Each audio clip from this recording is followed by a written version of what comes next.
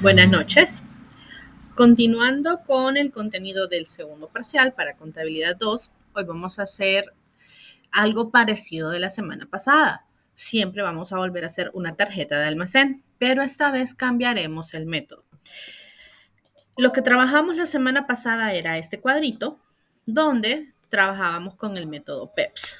Ahora vamos a trabajar con el segundo método que se llama costo promedio.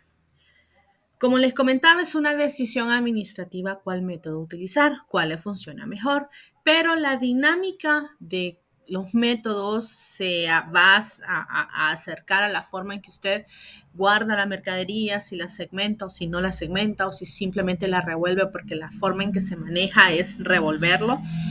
Entonces, en esas circunstancias, cuando no podemos separarlo, cuando realmente los lotes no son tan significantes, porque la forma en que se almacena implica que se va a revolver la mercadería, nos quedamos costo promedio. Asimismo, cuando son inventarios que la verdad el precio es bastante estable, no cambia mucho de periodo a periodo, ni van a existir diferencias que implique que sí hay que separarlos, nos quedamos con costo promedio. En cuestiones de qué tarjeta es más grande o qué tarjeta puede ser más sencilla, bueno, la PEPS siempre va a ser una tarjeta más grande en cantidad de líneas en comparación a costo promedio. Porque costo promedio, la premisa es, si estoy revolviendo todo, siempre voy a tener una sola existencia, a pesar de que haya múltiples transacciones. En ese aspecto, costo promedio se vuelve un poco más simple. Sin embargo, la dinámica del cálculo de los promedios, en caso de error,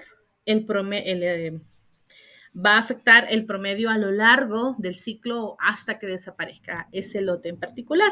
Mientras que en PEPS, si hubo un error en una fila en particular, el error se va a causar en esa fila y las filas que llamen esa información. ¿A qué me refiero?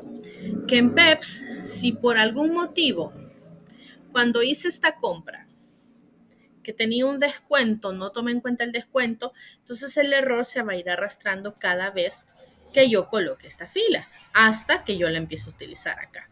Pero se va a ir manteniendo.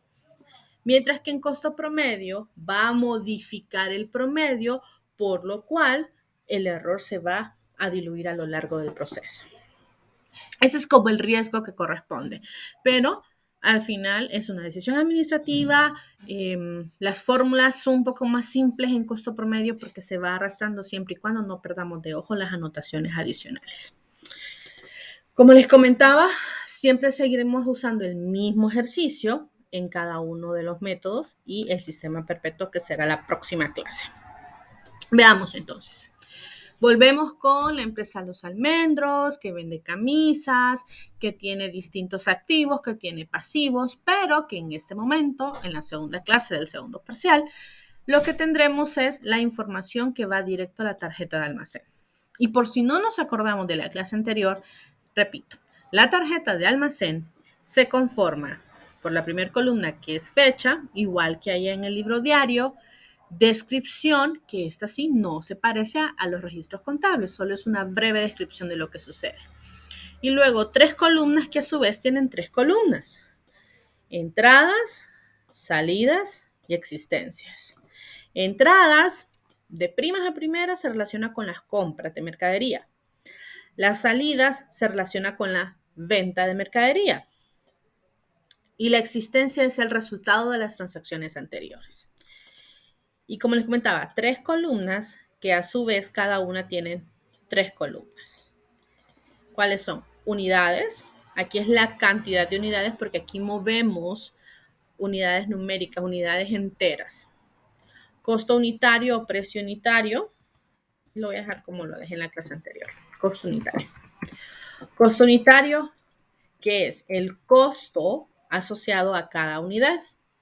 Y el valor total, que es la multiplicación de la transacción. Lo mismo sucede en las 3 columnas. Y la referencia costo unitario es para aprovechar y recordar que este cuadrito solo tiene la información a precio de costo. Nada de precio de venta. ¿Okay? Aquí el precio de venta se va a los registros contables, es decir, en la tercera clase vamos a ver a dónde estamos reportando la información que no se usó para fines de la tarjeta de almacén. Y arrancamos entonces. Primer fecha, 1 de septiembre. La empresa tiene efectivo, tiene camisetas, tiene deuda con proveedores y tienen capital. Permítanme que no cerrar la puerta.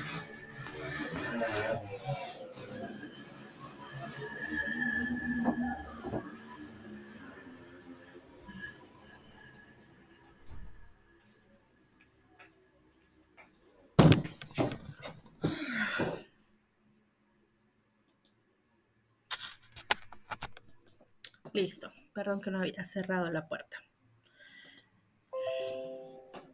Entonces, la empresa tiene distintos valores para la partida de reinicio de operaciones, pero para efectos de la tarjeta de almacén solo nos interesan las camisas. Entonces, septiembre 1,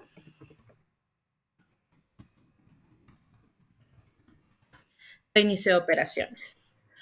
Como este reinicio son existencias previas, es decir, no es una compra, no es una venta, sino que es el resultado del ciclo anterior, directamente las existencias se reportan en la columna existencias, indicando que tiene 50 camisas a un costo unitario de 250 para un total de 12.500. ¿Esta parte es diferente de la semana pasada? No. Esto es lo mismito. Luego, 5 de septiembre. Compra de 50 camisas a 255 cada una al crédito, pagando el impuesto con efectivo y se pagó un flete de 1,000. Así como en la clase anterior, hice los cálculos aparte y luego los hicimos dentro de la tarjeta, lo mismo va a suceder hoy. Cuando hayan erogaciones adicionales, como fletes, como seguros, como acarreos, esos son gastos sobre compras. Esos pagos incrementan el costo de mi mercadería y afectan, por ende, el costo total. ¿Qué hacemos entonces? Son 50 camisas a 255 cada una. Entonces la transacción con el proveedor fueron 12.750. Pero el proveedor no me lo fue a dejar la mercadería. Tuve que pagarle a alguien y me cobró 1,000 lempiras por esas 50 camisas. Entonces, a estos 12,000 que tenía antes le sumo 1,000 y me quedan 13.750. Realmente la compra de esas camisas, eso fue lo que me costó, 13.750. ¿Y por qué? Porque de no ser porque el proveedor no me daba el servicio o porque me urgía tenerlas, yo no hubiera hecho este pago. Este pago está directamente relacionado a la adquisición de las camisas. Queda un nuevo costo de 13.750 y calculamos nuevamente el costo unitario, que serán 13.750 de esta suma entre 50 unidades que compramos y hacemos esa división y nos queda un precio de 275. Aquí la información la digitaría 50, 275, 13.750. Si lo hago por aparte, luego traslado la información. Ahora hago el cálculo acá.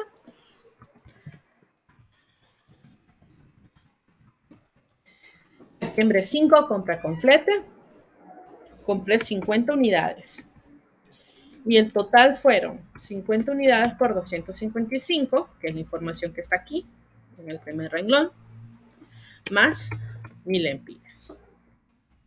Entonces me dan 13.750. Y luego hago la división que hice aquí, la vuelvo a hacer dentro de la tabla y me queda un costo unitario de 275.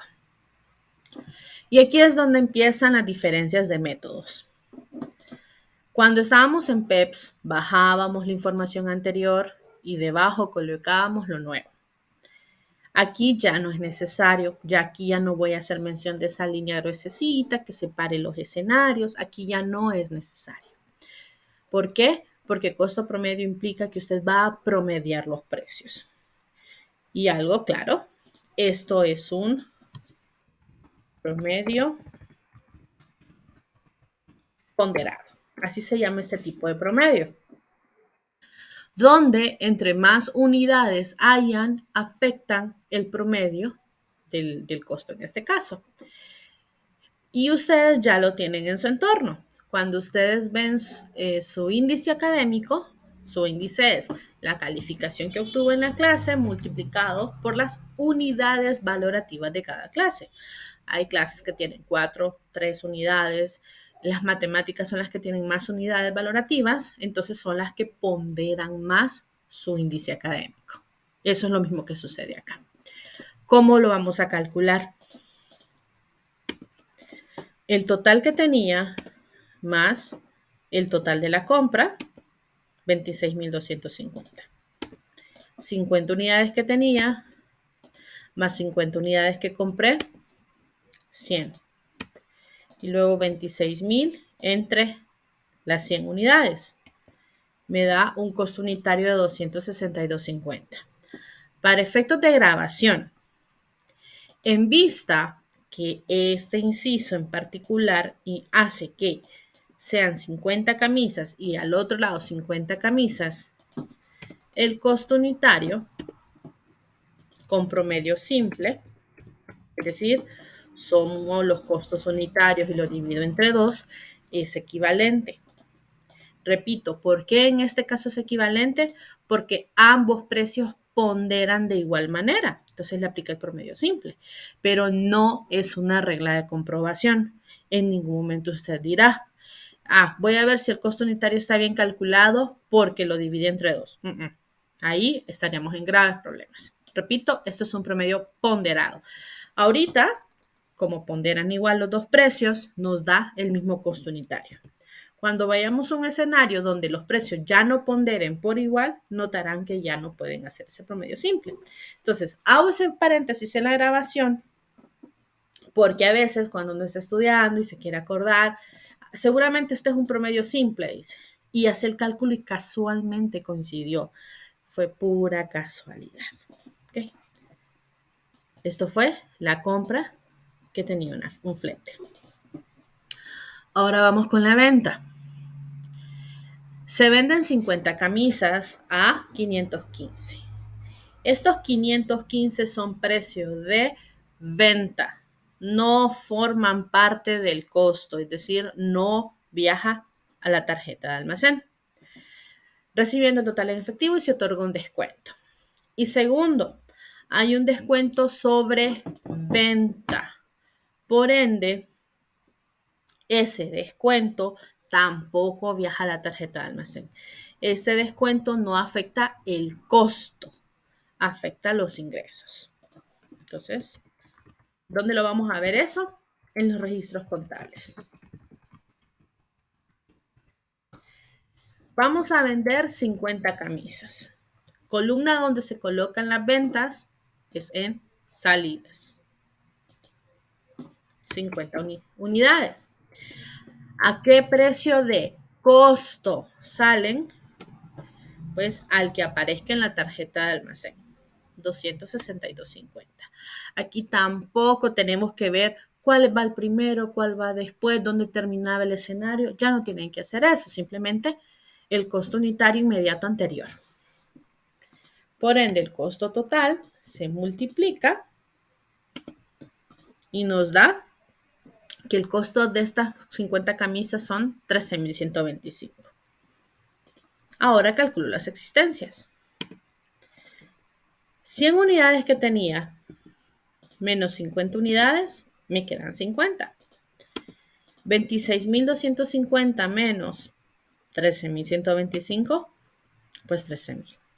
Y puedo, una de dos, calcular el promedio que se va a repetir o bajar el promedio anterior. Ahora,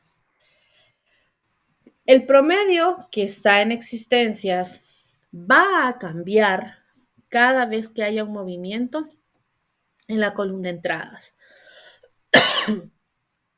Como la columna salidas toma la información de las existencias, entonces allí no va a cambiar el promedio. Pero mientras se acuerda cuándo sí cambia, cuándo no cambia. Usted perfectamente en costo promedio puede volver a calcular el promedio una y otra vez, pero el mismo comportamiento del ejercicio va a definir si cambia o no cambia.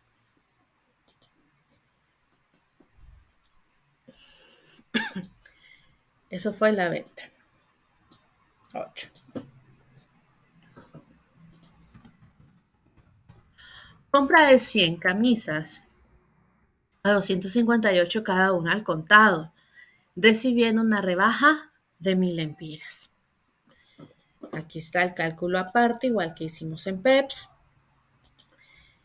Como este descuento yo lo recibí de mi proveedor, pues implica que las camisas me van a quedar más baratas, van a tener un costo inferior.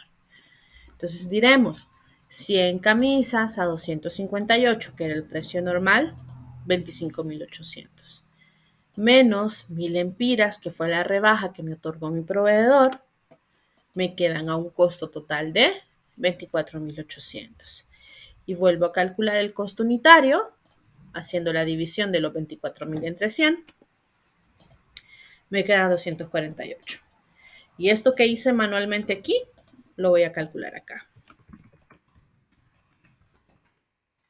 Compré 100 camisas. Entonces, 100 camisas a 258 cada una, menos 1000. 24.800. Y luego hago la división. 248. ¿Y cómo se mueve la columna entradas? Pues va a cambiar el costo unitario en existencias. Calculemos las existencias. Tenía 50 unidades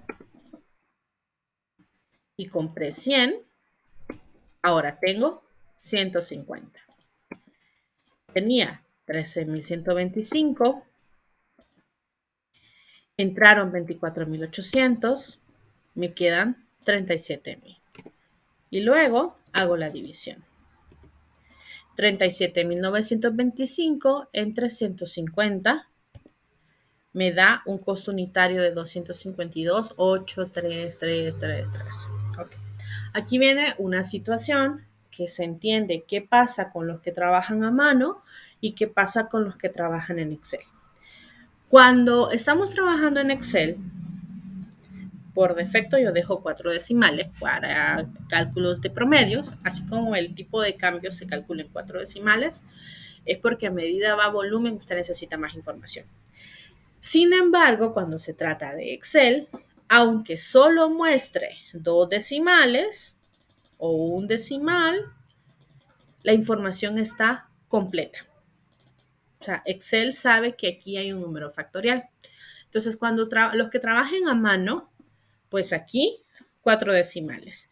Aquí el sesgo del redondeo baja bastante en 4 decimales. Si lo dejan en 2, la verdad les va a afectar bastante. Entonces, el costo unitario en costo promedio, 4 decimales.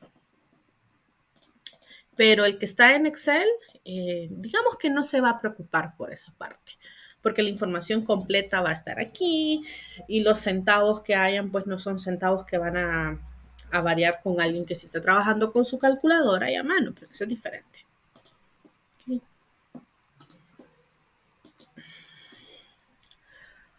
Compra, vamos a ver, no había más, no.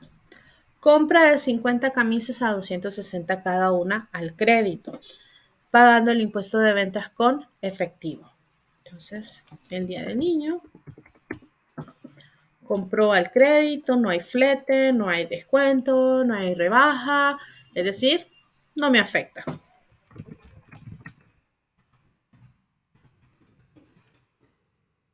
$50 camisas a 260 y multiplico 13.000. Y vuelvo y repito. Como lo que movió fue la columna entradas, el costo unitario se va a mover. 150 unidades que tenía más 50 que compré, 200. 37.000 que tenía más 13.000, 50.000. Y luego hago la división. Valor total entre unidades. Ahora me da 254, 62,50. Y por ejemplo, aquí ya no hay más números. Entonces el nuevo costo es 254, 62,50. Y nótese que yo he estado diciendo, cuando se mueve la columna entradas, afecta el costo unitario. En ningún momento dije cuando compran. ¿Por qué? Ahora recordemos. Las devoluciones se colocan en la misma columna donde sucedió. Entonces, si son devoluciones sobre compras, se colocan en entradas, pero negativo. Si son devoluciones sobre ventas, se colocan en salidas, pero negativo. Entonces vamos a septiembre 12. No, esta es devolución. Devolución sobre compra. Dijimos, la devolución sobre compra se coloca en la columna entradas, pero las voy a identificar en negativo. Cuando estábamos trabajando en papel, lo que hacíamos era colocar un paréntesis, generalmente un color rojo o algo que lo diferenciara.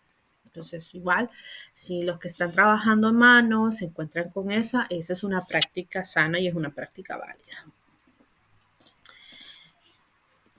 Ahora, cuando yo le devuelvo al proveedor, el proveedor no le interesa la información que tiene la empresa, no le interesa el costo promediado de la empresa. Él solo le interesa la factura. Entonces, cuando le devuelva al proveedor, revisará a cuánto me vendió las camisas y a ese precio me lo va a devolver. Entonces, como estoy trabajando con esta transacción, yo devuelvo camisas cuyo costo unitario fueron 260, porque eso es lo que me va a devolver o es lo que me va a acreditar en la cuenta por pagar que yo tenía, y multiplicamos. Entonces la devolución es de 5,200 lempiras. Entonces aquí voy a hacer un paréntesis. No importa que yo tenía un promedio de 254. Aquí no es relevante para el proveedor. Aquí se fueron a 260. Nótese como en PEPS tampoco nos preguntamos, ¿y es que estoy devolviendo de aquí o de acá? No, estaba devolviendo de las 260. Entonces vuelvo, trabajo con la factura.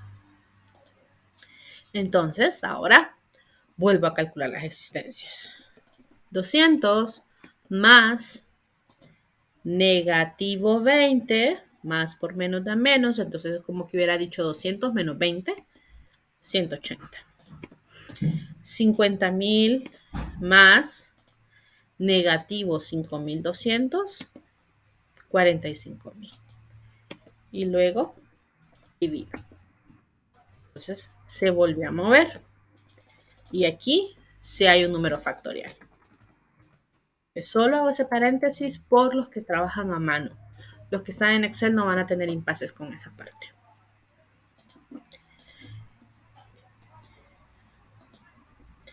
Y ahora, 15. Venta de 80 camisas a 525 cada una. Al crédito se recibe el impuesto en efectivo. ¿Recuerdan allá la semana pasada que cuando hicimos esta venta tuvimos que hacerla seccionada? Tuvimos que decir las primeras tantas y luego ajusto con el siguiente bloque. En costo promedio, eso ya no es un problema, porque ya solo necesito saber cuántas hay. 180, pues 180 sale, no hay problema.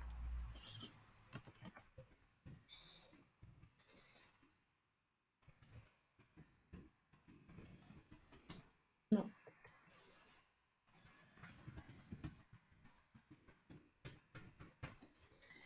Y las ventas se colocan en la columna salidas. Vendo 80 camisas, aquí ya no me tengo que preocupar por saber de qué lote pertenecen. El costo de esas camisas es el costo unitario inmediato anterior, 254, y multiplico. 20,322,22. Y ese es un 2 porque aquí es factorial. Y luego calculo las existencias. 180 que tenía menos 80, 100. 45,000 que tenía menos 20,000, 25,000. Ya Excel es intuitivo. Y me hizo el cálculo de entre, lo hizo automático. Entonces, ¿por qué no cambió el costo unitario? Porque lo que moví fue salidas. Y cuando yo saqué unidades, las saqué con esta ponderación que está aquí. Por esa razón, el promedio no se ve afectado. Ahora, voy a cerrar la tarjeta y de ahí voy a tomar un asunto que nadie me ha preguntado, así que asumo que no han visto la guía y lo quiero saber. Hola, eh,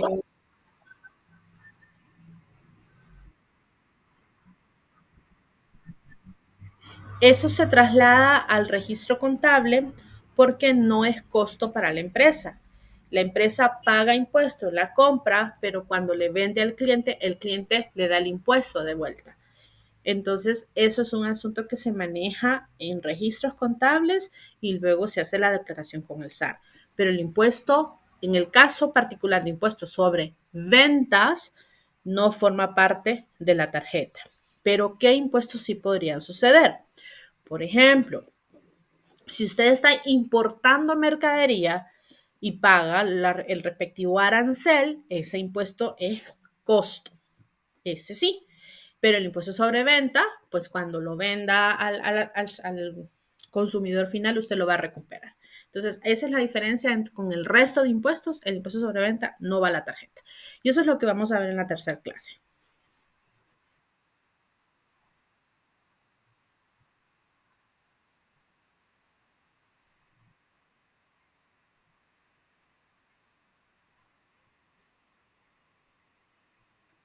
No, no, incluso, y muy buen comentario, para efectos de la tarjeta de almacén, no importa si es impuesto incluido o no, porque eso está sobre el precio de venta. Solo nos interesaría para efecto de las compras de mercadería, porque eso sí, está sobre el precio de costo.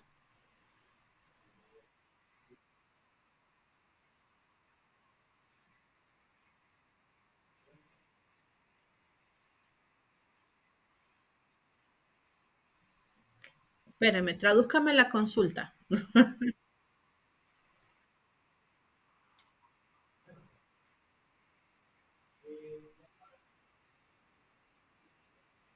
Ah, claro, claro. Y ese es el otro.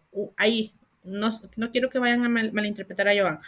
Van a llegar al mismo resultado, muy probable en unidades. No van a llegar al mismo resultado en el costo. Y eso lo van a ver cuando cierre la tarjeta de almacén.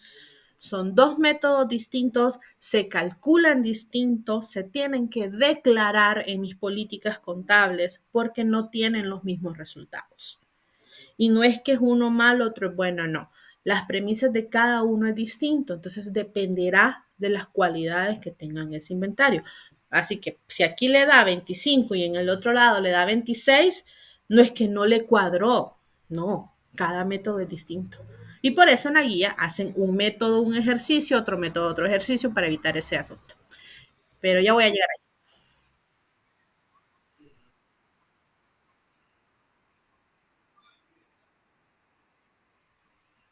ahí. Sí, va como por fila, va haciendo las restas. Exacto,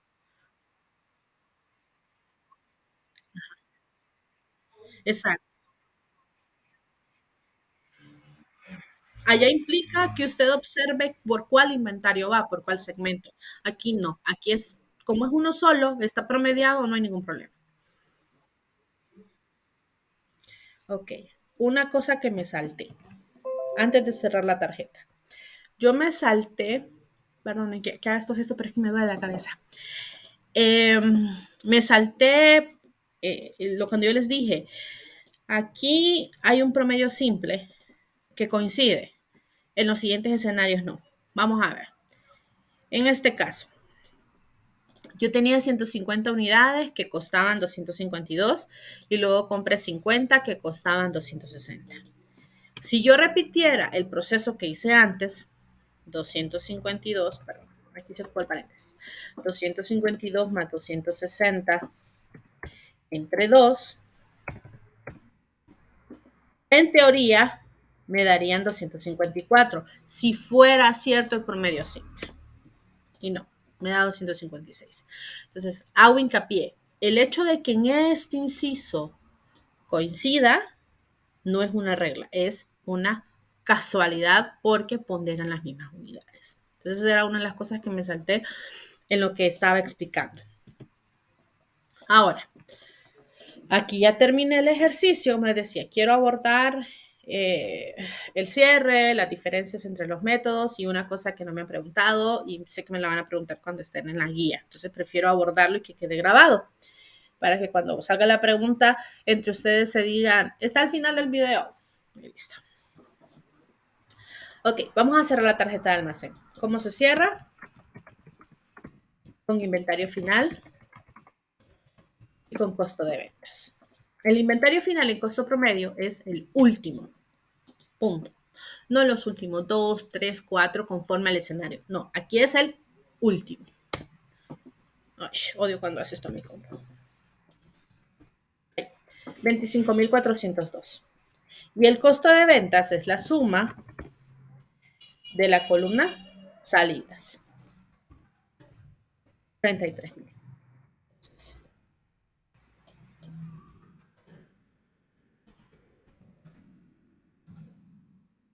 Ahora miran cuánto dieron. Los azulitos son PEPs, los verdes son costo promedio.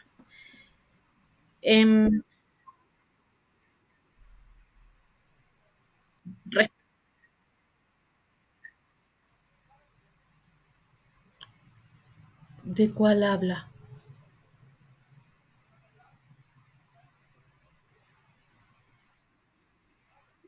Sí, no, es que no entendí cuando dijo se resta una columna de la otra. Ok, ok, ok. Ahí sí. Sí, para calcularlo sí se resta. Entonces, primer asunto, los métodos no coinciden. No es, como cuando digo esa frase, varias rutas para llegar al mismo resultado. Cuando se trata de los métodos, no van a dar el mismo resultado. ¿Por qué? Porque al final usted, dependiendo cómo se fue comportando el precio en costo promedio, va a cambiar. ¿Cuál es el detalle peculiar? Que en este caso sí. Si yo trabajo lo de inventario final con costo de venta, yo tengo toda la mercadería que trabajé durante el ejercicio y van a ser la misma, pero no nos vamos a meter en esa validación. Entonces, uno, no coinciden. Dos, hay una mala práctica donde les quieren explicar, me he encontrado por ahí su video donde quieren explicar el valor neto realizable bajo la premisa de que tiene que realizar los dos métodos, compararlos y después ajustarle el método que quedó al más bajo. Eso es una vil mentira. El valor neto realizable, lastimosamente, no se aplica en economías como la hondureña. El valor neto realizable sucede en entornos de mercado perfecto. Y los que ya pasaron por principios de economía o conceptos básicos de economía, no sé cómo se llaman sus carreras, un mercado perfecto es, hay muchos compradores, hay muchos vendedores y hay información accesible para todos. Por ende, la toma de decisiones es bastante sencilla. ¿Qué pasa? En Honduras, pues no, con la mayoría de productos no tenemos un mercado perfecto. Pero donde sí tenemos una especie de mercado perfecto, para los que están aquí en el Distrito Central, es ahí el mayoreo en el estadio. ¿Por qué? Mucha gente compra papas, mucha gente vende papas. Y si usted ha ido y pone atención a la persona del altoparlante, le está diciendo los precios de los productos. Si usted agarró el papel que en alguno de los cordones le ofrecieron, le dieron la lista de productos y los precios de todos ellos. Eso es un mercado perfecto. En nuestro entorno pues lo tenemos solamente para efectos de agricultura. Pero ya si nos vamos a tecnología, a automóviles, incluso los asuntos inmobiliarios, es una brecha bastante amplia.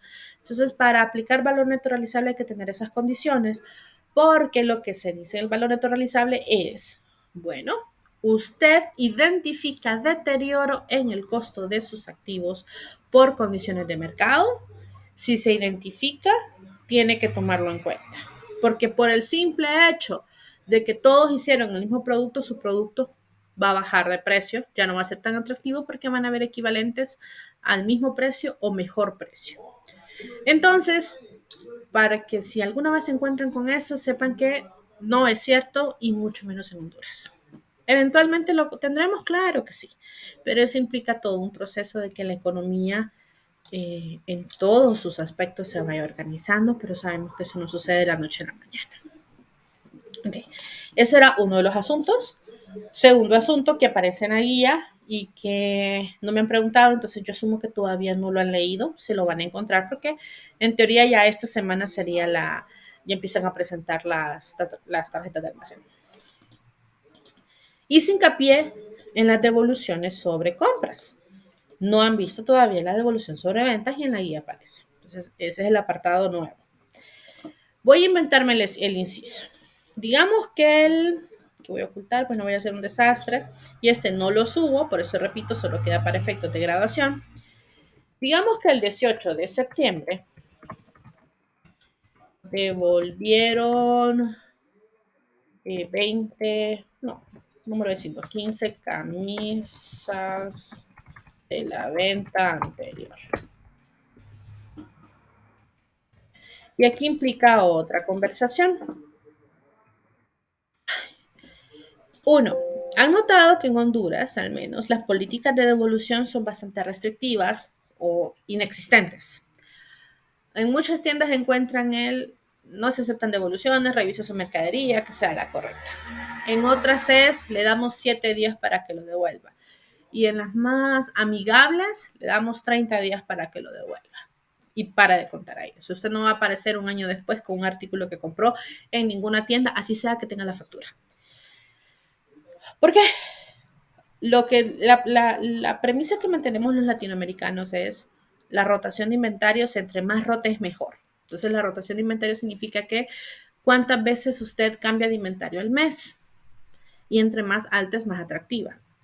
Y otros, la premisa se ha escrito una regla que dice los inventarios tienen que rotar al menos una vez al mes. Entonces con esa idea se va dando la percepción de que lo que usted compró solo debe estar un mes en su tienda. Más de un mes ya fracasó, no lo vendió, fallaron los vendedores, falló publicidad. Esa es la premisa con los que vamos creciendo los latinoamericanos. Entonces, las políticas de devolución en países latinoamericanos son restrictivas. Ya cuando se van a otros países, a veces es como, no, si sigue aquí, yo se lo agarro y se lo vuelvo a vender a otra persona, tal vez por la confianza, tal vez porque es un cliente frecuente y le dan un trato preferencial. No aplica acá. Pero bien, el 18 de septiembre devolvemos 15 camisas. Mejor dicho, ¿quién fue? Como el rey creo que fue el que estaba comprándonos. Entonces,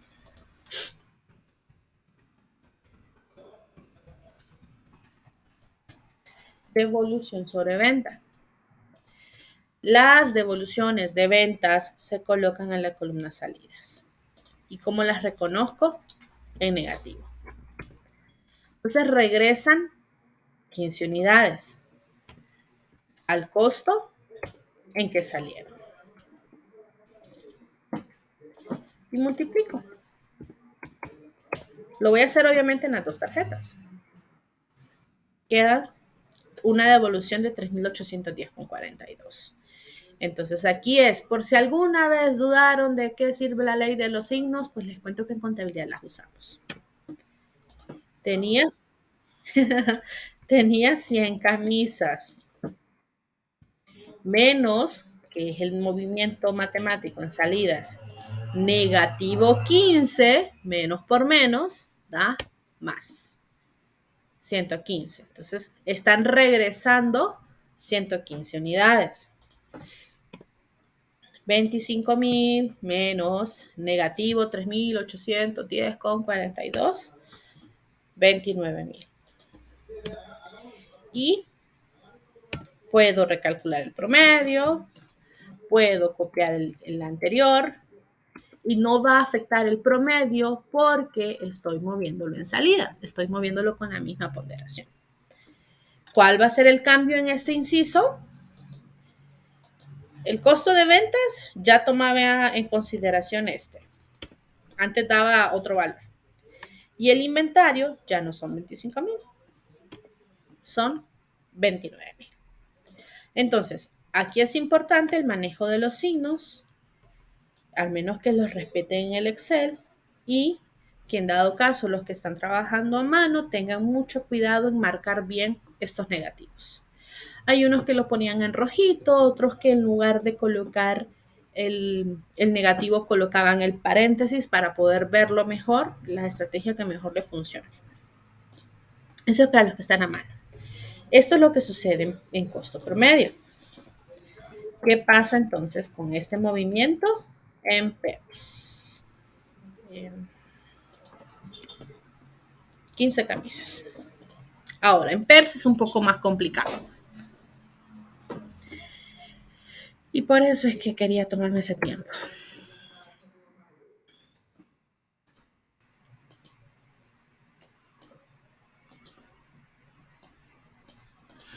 Ok, septiembre 18.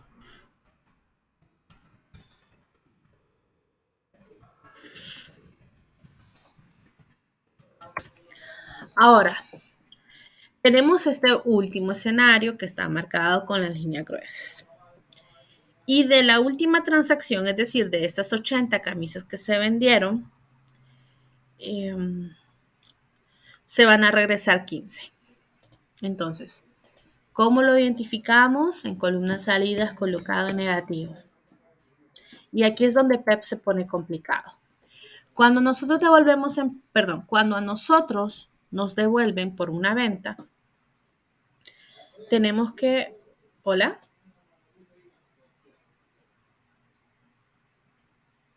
Ok. Tenemos que considerar traer de regreso el precio más reciente, porque la premisa es que yo voy teniendo precios recientes, porque voy desapareciendo los precios viejos.